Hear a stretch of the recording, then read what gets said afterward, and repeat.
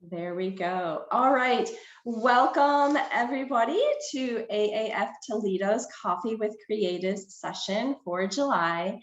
Today, we have a fantastic panel of amazing marketing freelance professionals lined up for a panel discussion to offer their experiences and advice if you're interested in maybe starting out as a moonlighting as a freelancer, or if you're looking to kind of jump into it head first, or maybe grow your existing business a little bit. We've got the full spectrum here today. My name is Sue Bruning, and I am on the AAF Toledo board and chair of the programs committee, and happy to moderate our discussion today. And we'll start with recognizing some of our sponsors. First, I want to give a shout out to Melinda Bowden and Promo Hits. Promo Hits has been a longtime sponsor of AAF, and I can speak from personal experience. Melinda and her team are just fantastic to work with. So if you want some cool merch for your next event, or to grow your freelance business, you can reach out to Melinda. The Promo Hits information is on AAF website, or you can go to promohitsltd.com.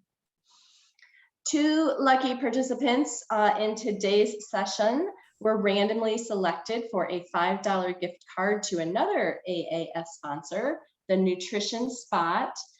So you can take your Advantage member card and that gift certificate for a double whammy. So congratulations to Greg Stawinski and Denise Grupp-Verbin. I'll reach out to you, Greg and Denise, after the session today to get your information, and we'll mail those cards out to you. And a special thank you to Cascade Environmental, who happens to be my employer, for sponsoring those gift cards. So without further ado, I'm going to turn it over to our panelists. We have Melissa Wehrman, Emily Desmond, Michelle Keller, and Ambershaun Byrd today. Ladies, if you'll just go around the circle and give a very brief introduction of yourselves, and then we will jump into our conversation. So Melissa, would you like to start? Well, not really, but I will. Let's see. So I have been a stay-at-home designer well before COVID was even a thing. I actually got my start in design when I was like 14 or 15. I was just yanked out of a study hall by a high school teacher who taught a graphic arts program. And he basically needed some people that he knew wouldn't screw around to help out with like school programs and like just different letterhead, whatever. And so that's where I learned the software, and I'd always been into art, but I never really been very good at it, to be honest. I was always like the worst in my class, in art class, my freshman year. So I stopped taking art. So then from there, I just fell in love with all those programs in the Mac, and then I went to the University of Cincinnati and did their co-op program, and then graduated, went to Boston. And at my very first job out of school in Boston was where I got my very first freelance gig. And luckily it was given to me as a referral from my boss at the museum there. So I knew it was okay to do it. I didn't have to worry about that. And so I was freelancing on the side, just for some extra cash here and there for years through working in New York City, until I decided to move. I was supposed to move temporarily to Toledo, but I fell in love with the area. So I decided to stay here and just give running my own business a try as a full-time freelancer, essentially, or consultant if I want to feel fancier that day. And so now I've been doing it for 11 years. And after like 3 years of doing it and trying to navigate healthcare and whatever, I surpassed my New York salary and was like, okay, I can actually do this. So that's kind of all she wrote. And then I became involved with Addie through entering awards to try to, make sure that my work was still okay working in my little bubble. And here I am. So. Thank you, Melissa. Emily, tell us a little bit about yourself. Yeah, so my name is Emily Desmond. I am a classically trained journalist turned freelance marketer.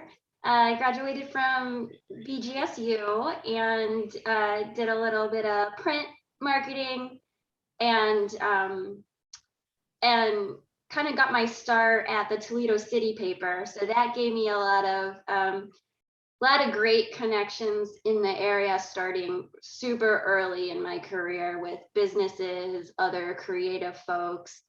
And that kind of just spawned into an array of other jobs in different marketing departments. Some bigger names that I've worked for include ProMedica, the Toledo Museum of Art, Balance Grill. I was in all of their marketing departments at one point in time, Toledo.com as well.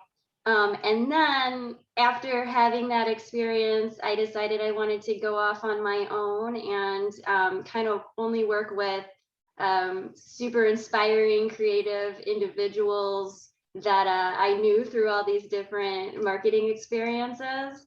And so what we're doing now with my partner, who's also on this panel, Michelle Keller, she and I are expert networkers, and we love to reach out to other creatives and work on super cool projects together, projects that make us money, hopefully, as well as give us, like those feel good moments, because we're doing great, awesome community work that makes a difference. We have yet to submit any of our work as a freelance creative collaborative. We have yet to submit any work for awards, but we have some projects coming up the pipeline that we hope will get that kind of exposure, and that we will submit and work more closely with AAF and all your members, and we're super excited. Nice. Thank you, Emily. We're happy to have you on our panel today. So happy to be here. Yeah, Michelle, it's a great transition. Will you introduce yourself, please?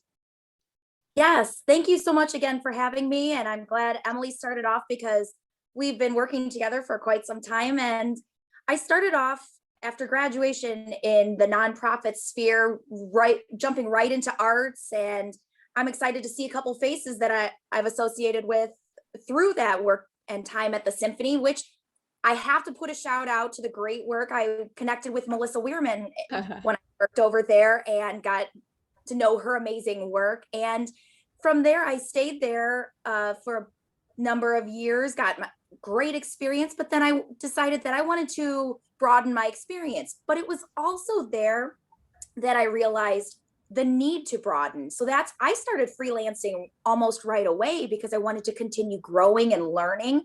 And I would just do a couple projects on the side. And my boss's husband was working for the Perrysburg Symphony, so I did a couple ads there. And then I grew. I jumped from the not-for-profit to the for-profit sector, worked over there for probably 4 or 5 years, and absolutely loved the flexibility. So I jumped in full time. And during the pandemic, I thought, everybody's staying at home, why not try it? And that's when Emily and I created Social Be Creative, and I started working for a newspaper as a layout designer, tried a whole variety in the scope of freelance. And so it's been about 12 to 15 years of experience in the marketing scene, about 1.5 years as a full-time freelancer. And it's been a joy. And even though there are some days, you want to just bang your head up against a wall because you can't get enough jobs, but it's still the most rewarding, because you can see such a variety in all the companies you're helping. So I'm excited to be on here today and share that experience of becoming a freelancer and where I am today. Nice. Thank you, Michelle. And last but certainly not least, Ambershaun Byrd is our fourth panelist here. So Amber, you want to give us a brief introduction? Sure. My name is Ambershaun Byrd, and I am a photographer. So before I became a photographer, I worked at the University of Toledo for about 15 years as an administrator. And all of my degrees are from UT. I'm a lifelong Toledoan, and they were basically all based in business administration. So I was an administrator. I worked at a retention program for a number of years at UT, and I worked for a grant. Our grant got cut a little bit, and so my salary got cut, and so I wanted to find something to do to supplement that loss of income. And that's my love of taking pictures just kind of turned into, like a side job, just to make a little bit of money. And I ended up doing so well within 2 years, I quit my job. So I worked both for 2 years. This is my 9th year as a photographer, and this is my 6th year as a full-time creative. So I'm super excited to be here today and talking to you guys about that. I do have a studio, so I work on location and in the studio. And I primarily, before COVID especially, I did a lot of corporate events and corporate photography work, like headshots, branding, things like that. But I also do weddings and seniors and all of the other things as well with my studio work. So I think that's about it. I have 3 children, which is one of the reasons why I quit, because my daughters were entering high school. Now they're in they're graduating and are in college. So, and then I have a 12-year-old. So I love being a creative because it helps me with my flexibility with the kids. That's really important. And Amber, did you take the photo that you have for your background? I did, yes. It's beautiful. Thank you. I just took that recently. I was looking for an image to use as my background. I was like, why not use one of my own? Yes, awesome. Well, now that you have met our panel and learned a little bit about them, we'd like to learn a little bit about the audience. So I'm going to test my technology skills with Zoom and launch a poll. So hopefully you can see the question. What is your level of freelance experience? None, but you want to get started. You dabble in it a little bit part-time. You're a full-time freelancer. No way is freelancing for you, or maybe you're a student.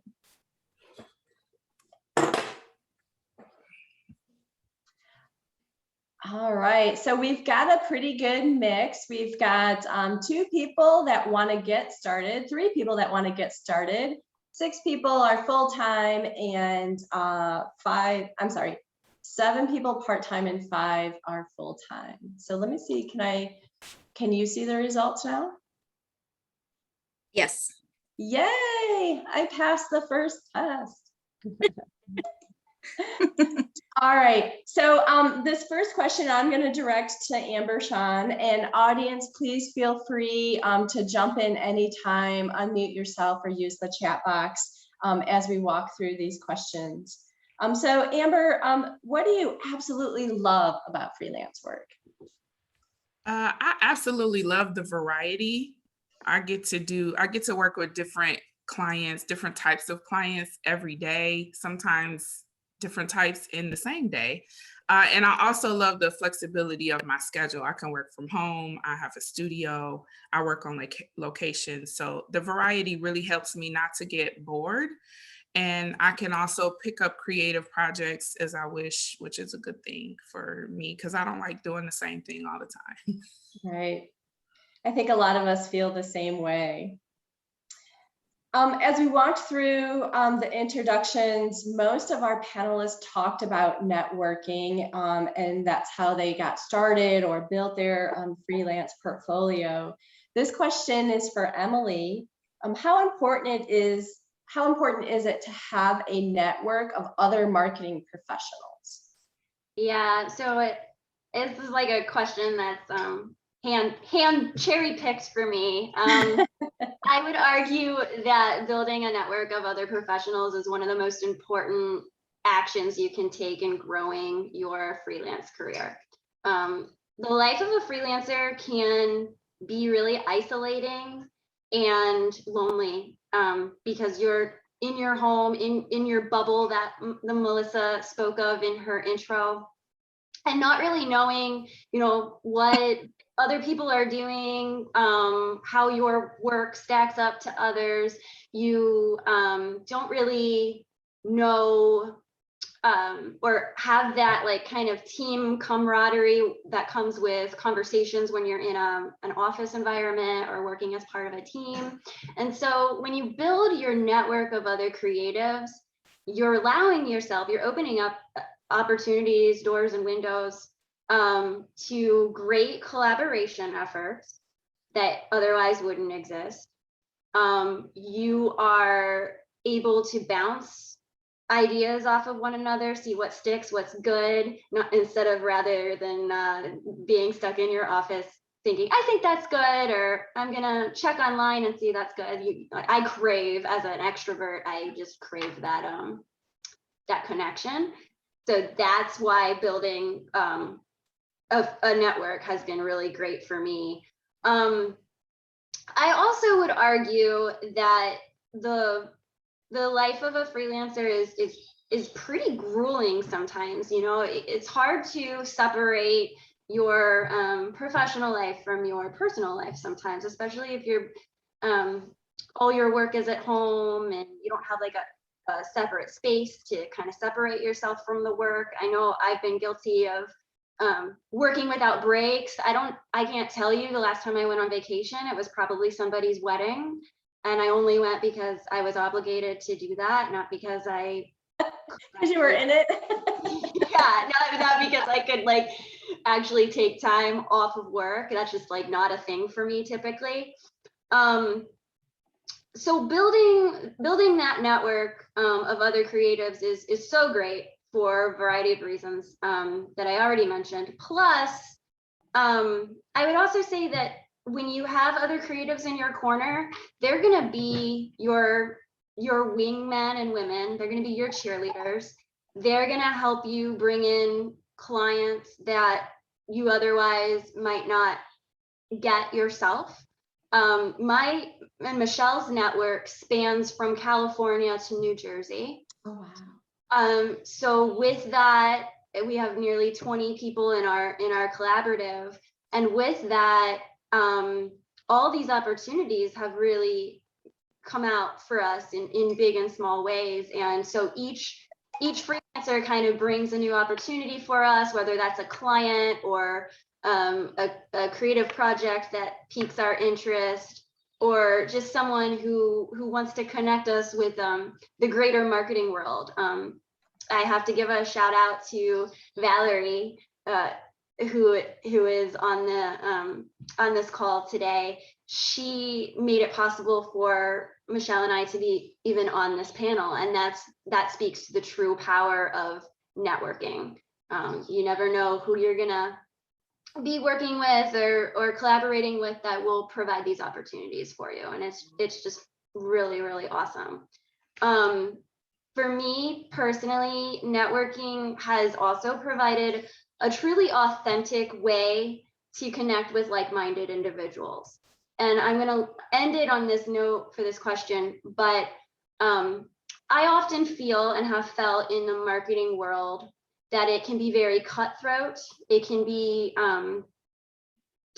feel very unconnected and very like every person out for themselves sometimes. And when you open your network up to these other people who can help you expand your work in your catalog or see outside what you typically do. I had started off actually as a social media consultant, and now I do anything that deals with writing, right? I can write website copy, I can write scripts for videos, I can write press releases, I can organize events. I do all of that, but I do that with the help of my freelance community, and it's such a beautiful thing. And once you realize that you don't have to do it all alone, these doors open up, opportunities arise, paid work comes, and you truly get to be a creative and a collaborative person, and all that work starts to flow. It's so beautiful. It is. Michelle, can you speak a little bit to what kind of skills you want to have in your marketing network? So, you know, marketing is a very broad topic. Personally, I concentrate a lot on content and higher level strategy. I can't do graphic design to save my life. So, you know, you want to have that network, as Emily talked about, to open up your possibilities. What kind of skills do you need? If myself, I know I am good at graphic design, but as you said, you're not good at other skills. So whatever project you want to dive into that somehow relates to your skill, you want to have all of those in your wheelhouse just so that you can diversify yourself. I know Emily and I started working together because I'm not a writer. Emily's not a designer.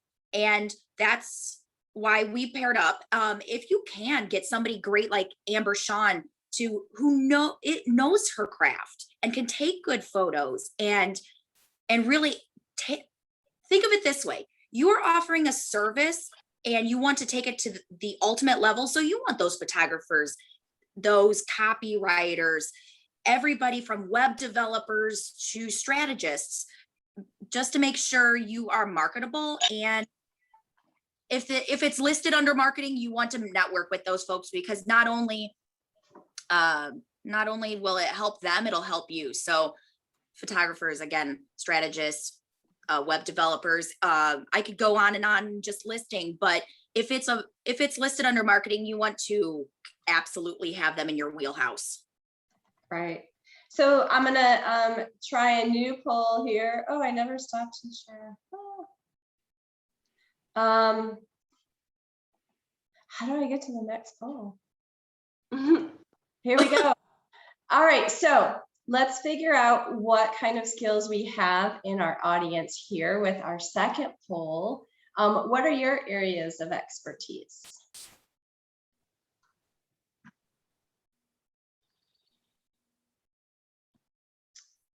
Here we go. Don't be shy. We won't ask for credentials, I promise.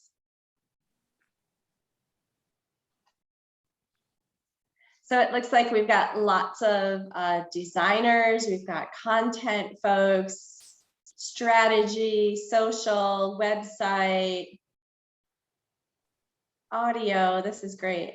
Okay, I'm going to close the poll and share our results. So you can see we've got a great mix here of different skill sets. So here's today, start your networking. Right, let me see if I can close this out. Let's move on to another topic, resiliency.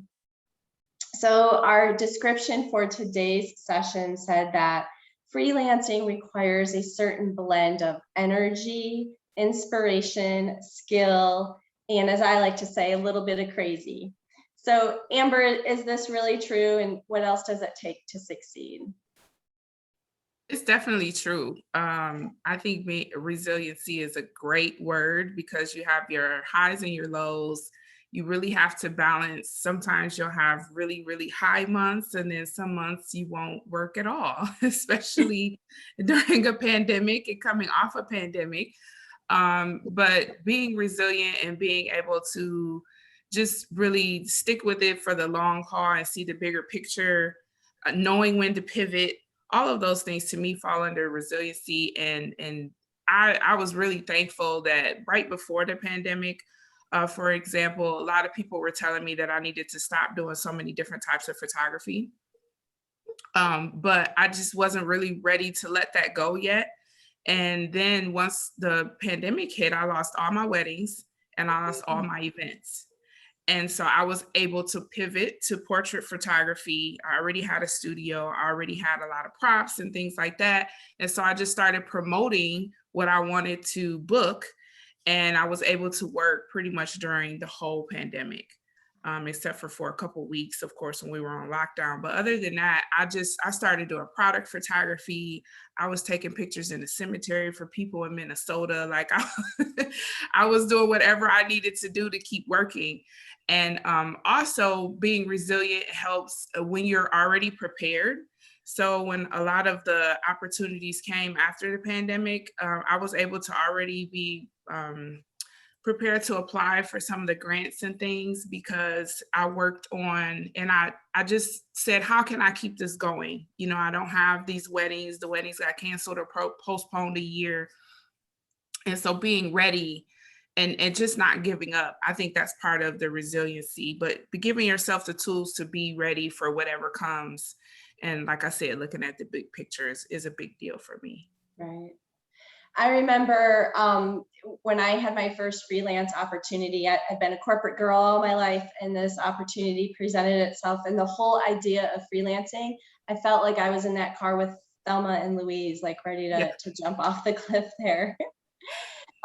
So this question's for Michelle. If for anybody else that shares that feeling, what advice can you offer if someone's just starting out? Like, what can they expect in terms of workload or filling the pipeline, and what happens when there aren't any projects on the board? First off, don't get discouraged. Just don't get discouraged, because everybody has bumps in the road. I absolutely loved my time being a full-time freelancer. It was so great. As we already touched on networking, you really need to make sure you have that network and get out there and start talking to folks. And if you don't see anybody really signing up for jobs, it's because you have to put yourself out there and you have to just work a little harder. But the one thing that I can say from my own experience, it sounds extremely random, but it was what worked for me. I picked up a side job. We're in the middle of a pandemic. We needed healthcare workers. So I worked as a medical home healthcare aide, just because I saw we were going up and then all of a sudden crash. Nobody was spending money on the marketing side. And so I picked up that extra work to pay the bills for a few months. But then once people felt comfortable and they were able to calm down a little bit, they were able to then refocus. And I kept sending out emails, having conversations, and just, you have to keep pushing through, because again, as a few of us have already noted, you will have those rough months, but don't be afraid to put something in your back pocket, a side project. And again, networking is your best friend. So who knows what you could get out of being a barista for a few months, and who you talk to. And if you just put yourself out there, that's how I got my first job working at the Symphony, was the pure networking.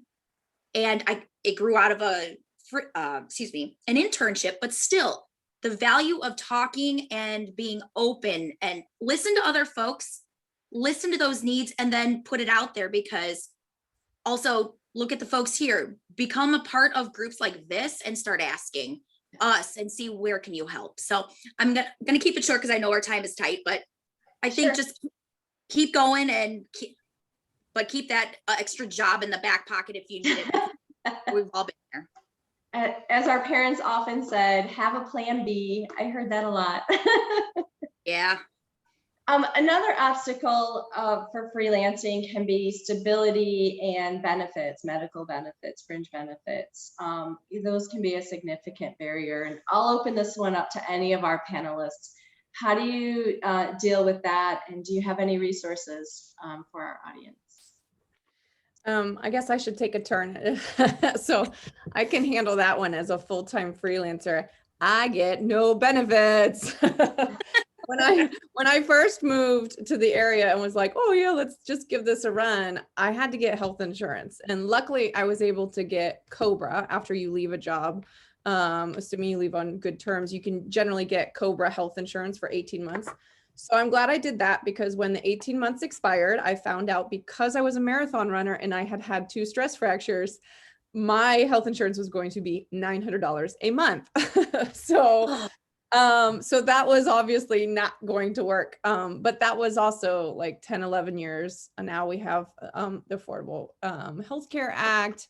Luckily for me, I ended up getting married. So there was a family member. So if you're under 26 or you have a spouse that's married, you can get health insurance through there. But yeah, I mean, I had to sort of learn as I go. I hired an accountant who helped point me in the right direction of a financial advisor who could set me up. I started first doing the Roth IRA, and then I realized that, they have such limits on it that I can't put as much into retirement as I should be doing.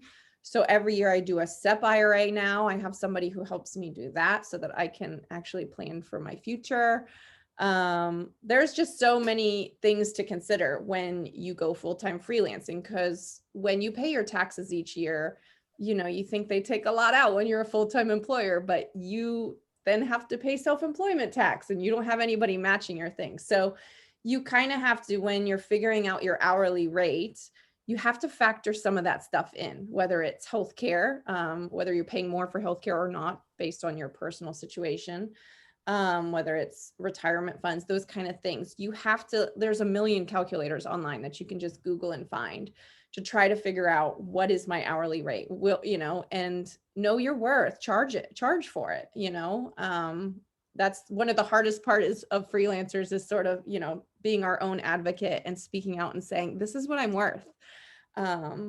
The best time to do that is when you get really busy and there's someone there, you're like, this client might be really difficult. And so you're like, I'm just going to up my hourly rate and see if they go for it. And sometimes you regret that because they do go for it, but at least you get a nice bonus out of the deal. So yeah, it's really tough without having those benefits. Emily spoke to the vacation as well. My laptop comes with me on vacation, but I found a way, it took me a long time, but I found a way to finally, I think having kids actually motivated me to sort of cut the cord and say, look, this is my personal time. I'm shutting the office doors. Like my children know that they're not allowed in here and therefore it's so much more magical to them. But I shut the office doors and I really try. Now it's gotten flexible as I get more comfortable. Of course, I do things during the day, take my daughter to gymnastics at 3 at sometimes. And a lot of times I have to make up that time, but I really try on nights and weekends when my family is around to just say, I'm not checking my email. My phone is away. My office lights are off. So yeah, you don't get a lot of the benefits, but you get your own other benefits. So it just balances out. I love Denise just posted a comment. Vacation does not have to be fancy. Just some time away is inspiring.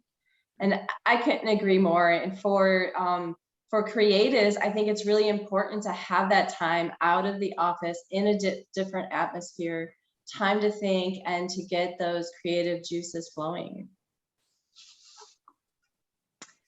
All right, so I have one last poll here.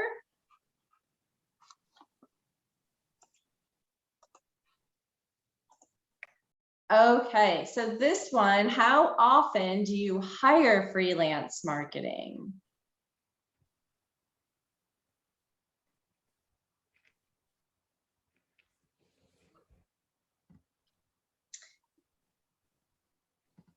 All right, I'm gonna close it and share. So we've got one response, hires all the time, some on a few occasions and some never. So let's talk a little bit about clients. Emily, tell us about your ideal client. Sure. So when you work in freelance and you've been doing it for like a decade or more, you kind of start to see patterns in clients, what makes a good client versus a not so good client. And over the past decade, I've sort of came up with a 3 quality mantra when I'm working with clients. And I ask, are they mindful? Are they respectful? And are they profitable? Oh, that sounds like a good blog.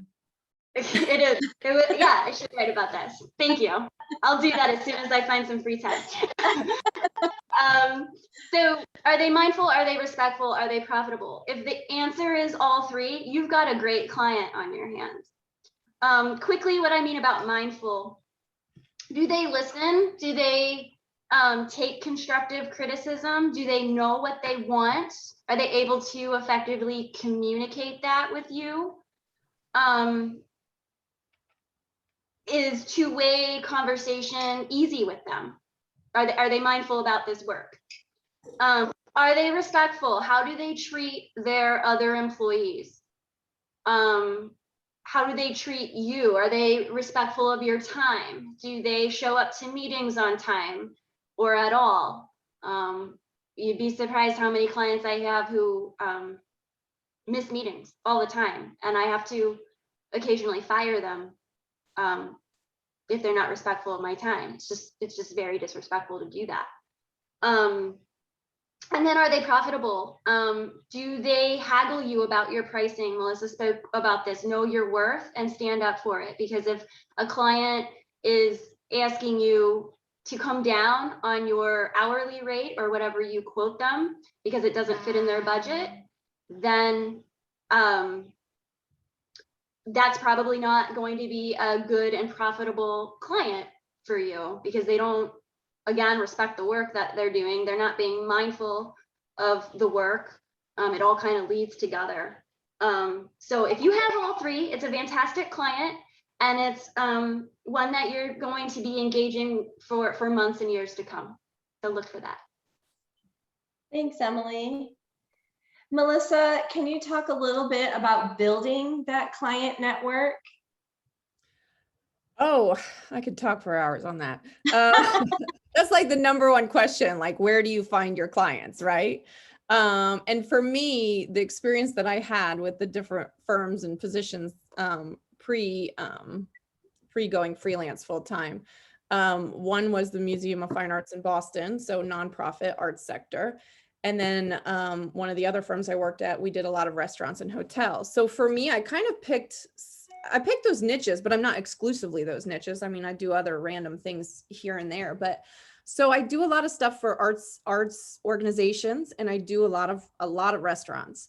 So when I decided to do this, those were kind of the things that I just enjoyed doing. So when I was making my portfolio or my website, I really pushed that stuff first. And if you don't have the type of, work that you want to be doing, make a fictional project, put it in your portfolio, showcase that stuff. If you hate doing annual reports, don't put annual reports in your portfolio because you're going to get hired to do it. So that's number one. I can say I did have like that, especially arts world and restaurants. I totally heard crickets last April and May. I was like, my husband's unemployed. What are we going to do? Like, there was a moment of panic for a few weeks there. But luckily I had so many different contacts that I had someone I had worked at a totally different restaurant like 10 years previously. It was the creative director for Smash Burger, who was thriving because they were fast. It's like a five guys burger joint. They don't have any locally yet. They're so good.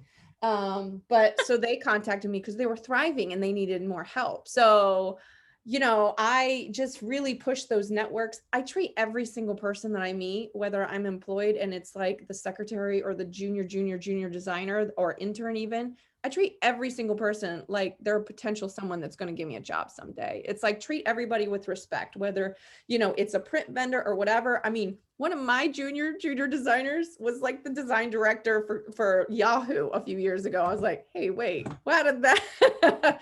So you just never know where your next job is going to come from. Be super proactive. When I hit that lull, I suddenly started, just pushing everything on Instagram, and I got a few jobs through that. When I first moved here and I was trying to build that network, I joined a networking group. It was BNI, and there's a couple other ones too, where I could meet non-marketing professionals as well. So I got a few jobs. Actually, that led to working with the symphony and with the opera as well. So just keep your business cards with you. Every time you meet anybody, LinkedIn them so that they have a way to reach you in the future and they have a reminder of you. I'm totally guilty of not updating my website or posting on LinkedIn or those kind of things as often as I should. But when I get slow, when those things start popping up, because it's amazing, those kind of networks, what you can find for clients. So yeah. And cold call too. I should add that. Sorry. Cold calls? Absolutely cold call. I mean, I've gotten jobs before by just showing up with like some samples and a resume and said, I know you're not hiring, but I'd love to work here. So like, that's how I got one of my like best jobs ever. And I do the same thing with freelance clients. If there's a client I really want or an industry I really want to work in, I'll email them, I'll LinkedIn them and message them. It's like, it's so easy with digital. It's not like you don't have to be face to face. So. Yeah. And I'll just open it up to the rest of the panelists. If you want to chime in here, like, what advice do you offer for someone that wants to get started down the Panther path of freelancing? Take the plunge, give it a try. Yeah. I'll just add on to Melissa. I think that the social networking, for better or worse, is super helpful in this field. I use LinkedIn a lot to reach out to people who I want to join my network. I actually just recently had 2 great conversations. One with a colleague of mine from college who's on this call. I invited him here. Hi, Nick. And he's going to be joining the Social Beehive here shortly. And I hadn't spoken to him in a decade. Last week, I used LinkedIn. I saw that a designer friend of mine from when I lived in upstate New York was bringing back his web design firm that he kind of let go by the wayside for a few years. And we're reconnecting, and he's going to be doing some work for us. So you just stay on top of those things. At least like check on LinkedIn. I typically try to do it once a week. When I'm thinking about it, I even like put a little scheduler on my like calendar, like check LinkedIn as like a task, because you just never know what you're missing on there, and who's up for what kind of work, and you can meet clients that way as well as build your network. To throw out there that I wholeheartedly agree with Melissa. Go get involved in all the networks, and that networking has been a godsend for me. And get out there, make your face known, share your portfolio. Just get out there and don't give up. Don't get discouraged. Just keep trying, keep going. Emily said, you never know where that next job is coming from. This is really random. I ran an Airbnb out of my house just because I had a simple conversation with one of my guests. The value of networking. I was able to connect with her, and she is now part of the Hive, bringing in work. We're working with her. It's just that simple conversation. So keep talking, and always keep those business cards. They're valuable. That's awesome. Then she can write off her vacation expenses, right? Yes. I design hotels. What do you think? Like, hello, it's research. I will add to this though. I think like housekeeping karma rules. Like if you work for a design agency and you want to freelance on the side, like be respectful about it. Like it's, especially in Toledo, it's a small town, and even not, it's a small world. Like that stuff will bite you in the butt. Do not be poaching clients. Do not be working during work out. Like don't be doing your freelance stuff during work hours.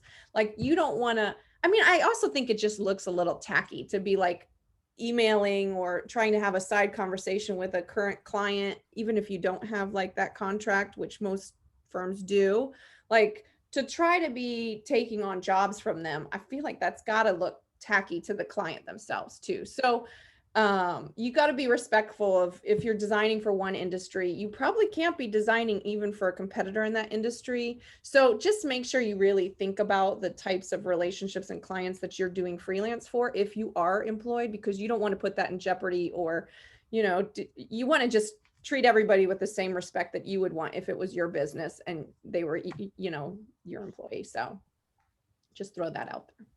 Nice. And thanks to Amber, she posted, can we add each other's LinkedIn here? So you should be able to see the participant list, and yes, reach out, connect. We're also trying to build more of a community in AAF Toledo community on Facebook. So there's a community group there for our members, another great way to build your network. So we do have some more time left. I will just open it up to our audience. Is there anything that you would like to ask the panelists?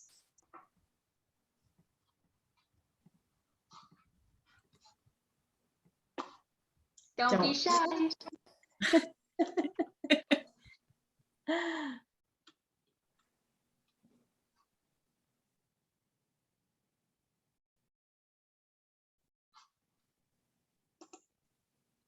Have you, this question for our panelists, have you ever had to fire a client, and how do you go about doing that?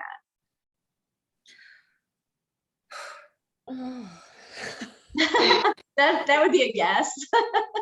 I hate doing it. Somebody else take this one because I need tips too. It's the absolute worst. It's the absolute worst. But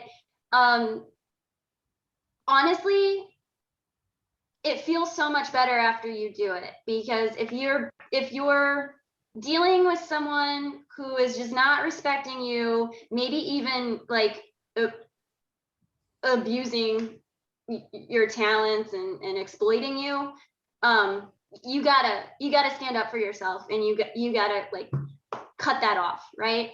And I've had that happen. I've had to stand up for freelancers in my hive who felt that the clients weren't treating them respectfully. And they're very, very hard conversations to have. But once you do it, once you stand up for yourself or your team, this huge weight gets lifted off your shoulders, and you don't have to deal with that bad client. And once you get rid of them, you're making room for clients who do respect you, who will pay you what you're worth, who won't question every single decision you're making. It's good to purge and welcome in new business. So I speak from experience. Just within the past year, there's been 2 clients that I had to stop. We finished out our contract. Fortunately, one of the things that I recommend is kind of, especially when you're first starting off with a client and you don't know them super well, do an introductory contract. Try it out for 60 or 90 days. And that gives you a little bit of leverage. You'll find out pretty fast if it's going to be a good working relationship based on your interactions. And if at the end of that 2-month or 3-month contract, you can say goodbye and bow out gracefully, that's perfect.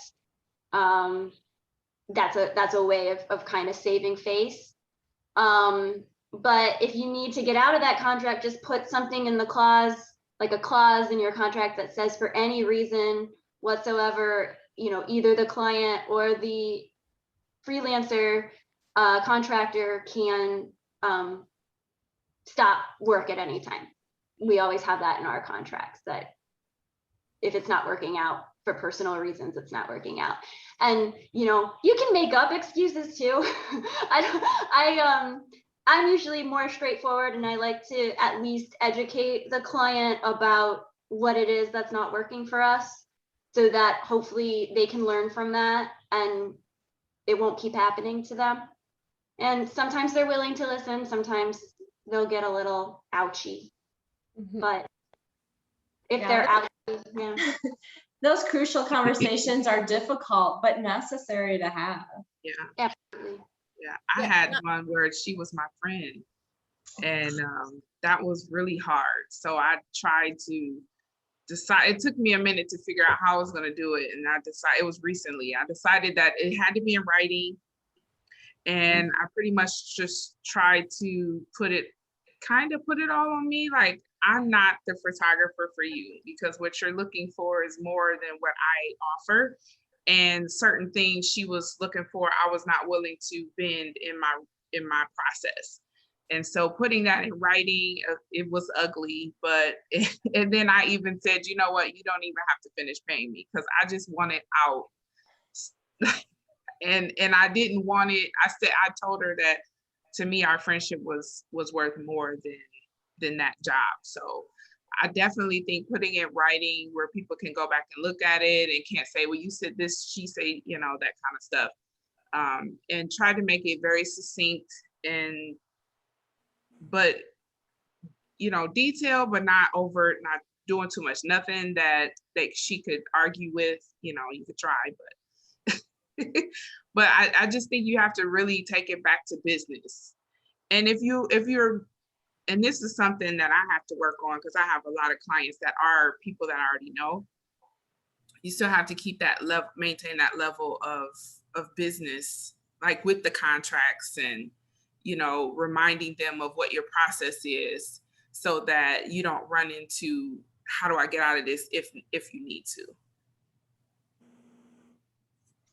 Yeah, very true. That's a good warning about not having close friends as clients. That's why I won't go to a hairdresser that I'm friends with. I've got a few friends that are hairdressers. I'm like, I can't, because I can't break up with you if it goes awry. And then when you break up with a client, they're always like, oh, well, if you can't do it, can you recommend someone? And I'm like, no, I'm not going to do that to someone I like. Why would I?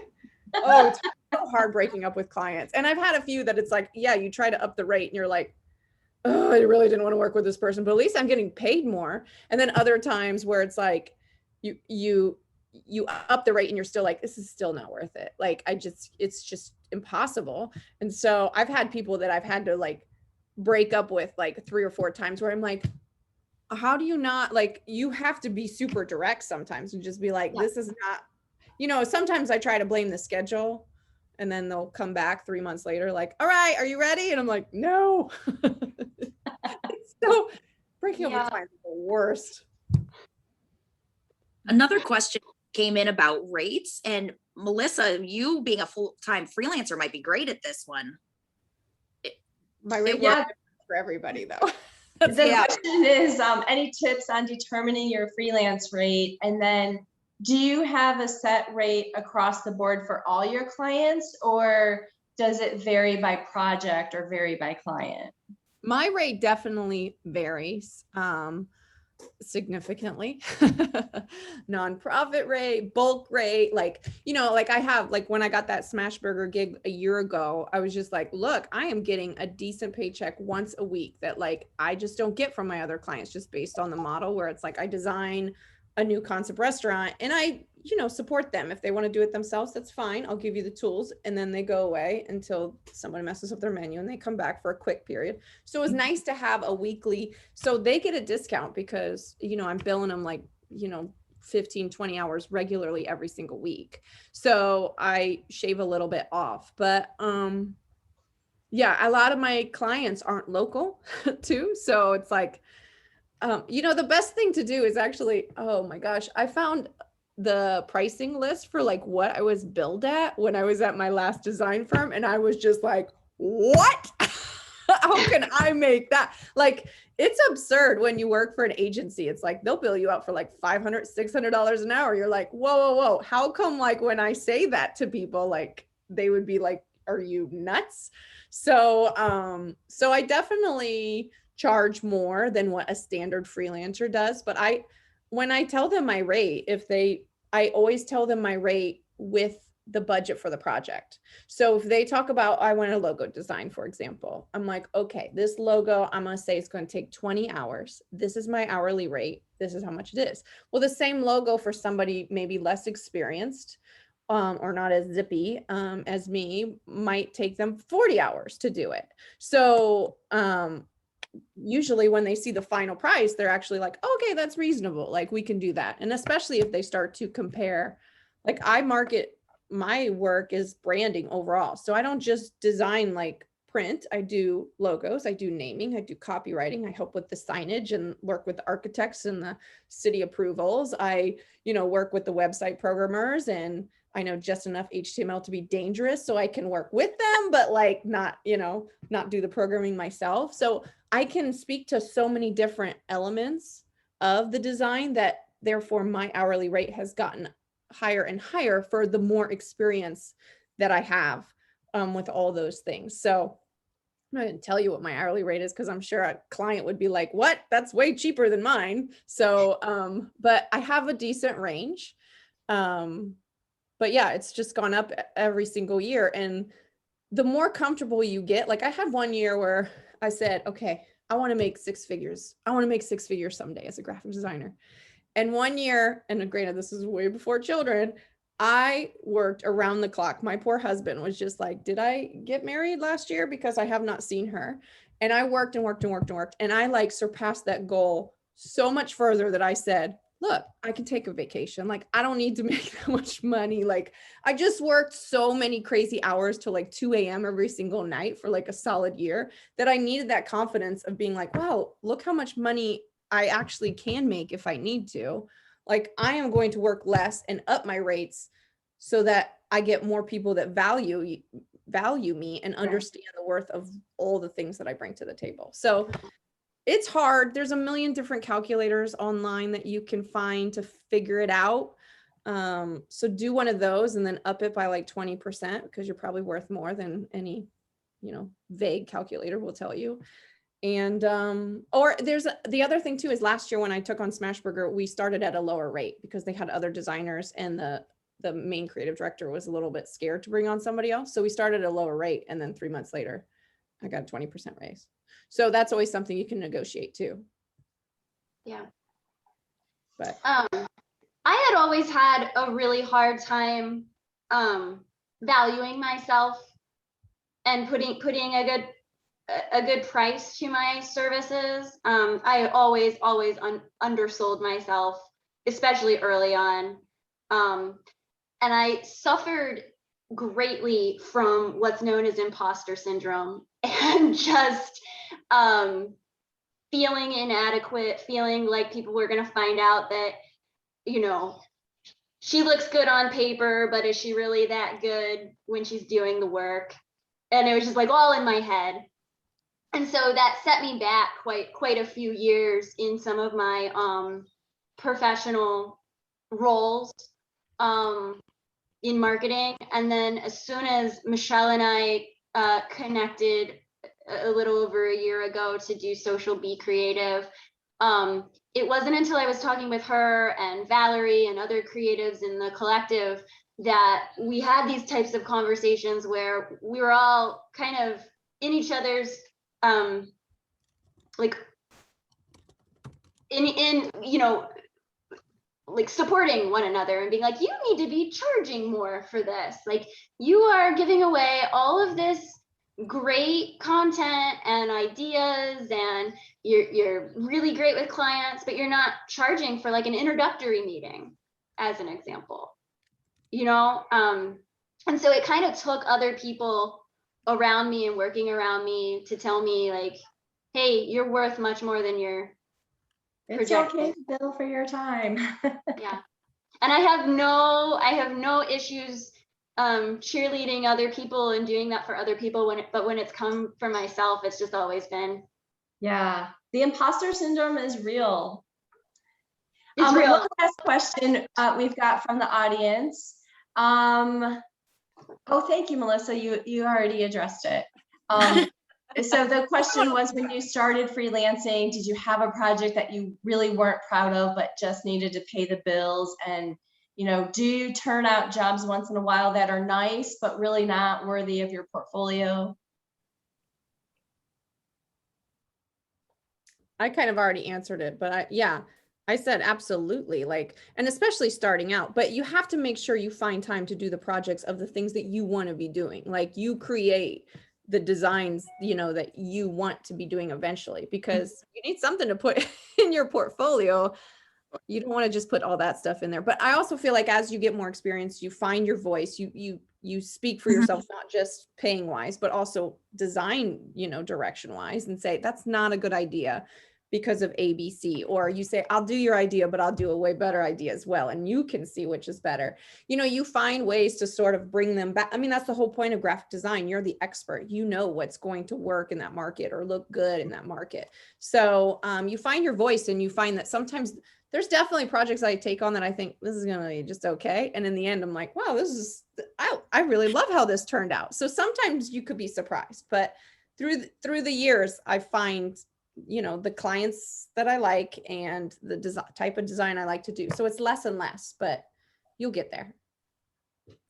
I also want to add to that there are still projects that they might not be exactly fitting in your esteem or your aesthetic, or just what you are going for, but it makes the client happy, and you are paying the bills, and it still accomplishes the goal. I still take on those to pay the bills at the end of the day. There are a few of those, and you'll continue to get those through your entire career. And I absolutely love those, because I've gotten some other gigs because of that, because they made the client happy. And yes, they may not be something that you look at and you're like, it's not exactly what I wanted, but the client is super happy and they paid the bills. So I would say take those on and take it as a challenge and grow and see where you can take yourself, because maybe it's a design aesthetic you didn't know before and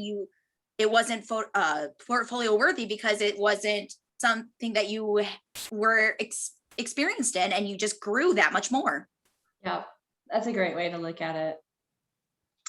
Well, we are out of time. I want to thank our panelists for your transparency and your candor. I think we had some great conversation today. So thank you for taking time out of your schedule, and hopefully this is a great networking opportunity for everybody. We always like to close our coffee with creatives on a fun fact. So this is what I have for you today. Over 57 million Americans freelance. That's 35% of the US workforce, including almost 50% of millennials, more than any other generation. Also, based on economic trends, the majority of the workforce is projected to be freelancing by 2027. So don't be shy, get your foot in the door. So, and this stat, by the way, was pre-COVID. I think we can expect the number to jump even more after COVID, and folks are used to working from home now. So those facts came from a Fast Company study. So just think of that, 50% of the workforce working freelance. You're not alone. All right, stay tuned for more great AAF programming. We will continue our Coffee with Creatives on the first Thursday of every month. Our Lunch and Learns will be coming back in September, so watch our social and our website for those details. And thank you everybody for joining us today. Thanks, everyone. Thank you for having me. Bye-bye. Bye. Yeah.